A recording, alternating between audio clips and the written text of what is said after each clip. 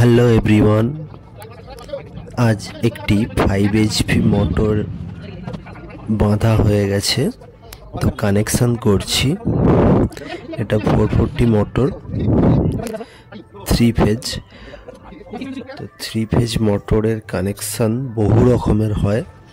এটা 5 HP motor, তো এটা ডাইরেক্ট ডেল্টায় চলবে, তার জন্য সেই হিসাবে কানেকশানটা করা হচ্ছে। এর থেকে বড় মোটর হলে স্টার ডেল্টা করে দুরকমভাবে চলতো, কিন্তু এটা ডাইরেক্ট ডেল্টাতেই চলবে। 1440 আরপিএম আছে মোটরের, তার জন্য 3টে ব্যাজ আছে, 4টে করে কয়েল, 3-4-এ 12টা কয়েল আছে। তো কানেকশন করছি, দেখতে থাকো। তো একটা ব্যাচ কানেকশন করার পর টপ বটম কানেকশন করার পর দুটো করে লিড বেরোবে, A1 A2, B1 B2, C1 C2। তো 3টে ব্যাচ হয়ে গেল।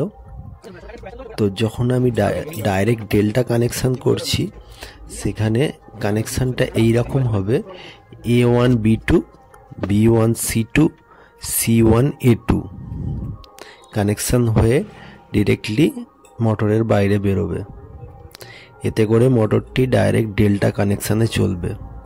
তো দেখো, আমার কানেকশান রেডি হয়ে গেছে, ঝালাইটা করে নিচ্ছি। অনেকে স্পট ঝালাই করে, তো আমাদের সেটা নেই, আমরা তাতাল দিয়েই ঝালে নিচ্ছি মোটরটা।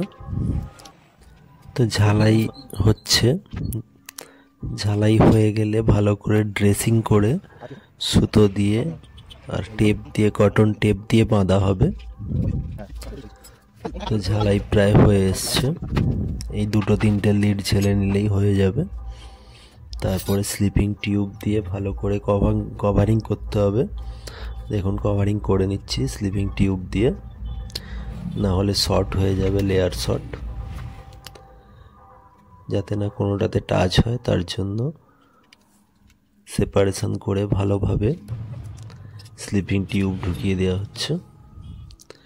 আর প্রত্যেকটি ব্যাচ কয়েলের গায়ে মিনিলেক্স পেপার দিয়ে কভারিং করা আছে।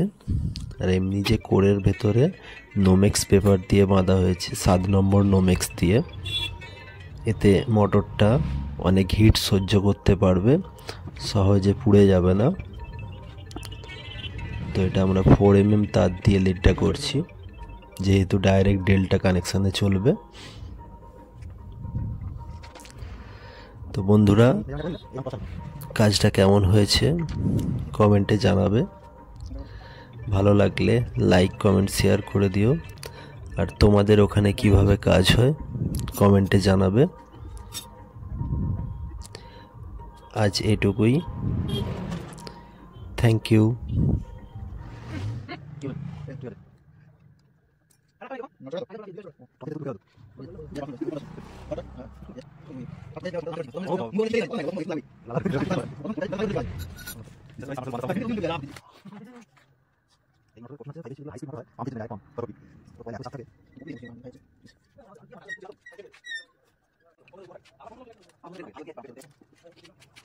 Apa?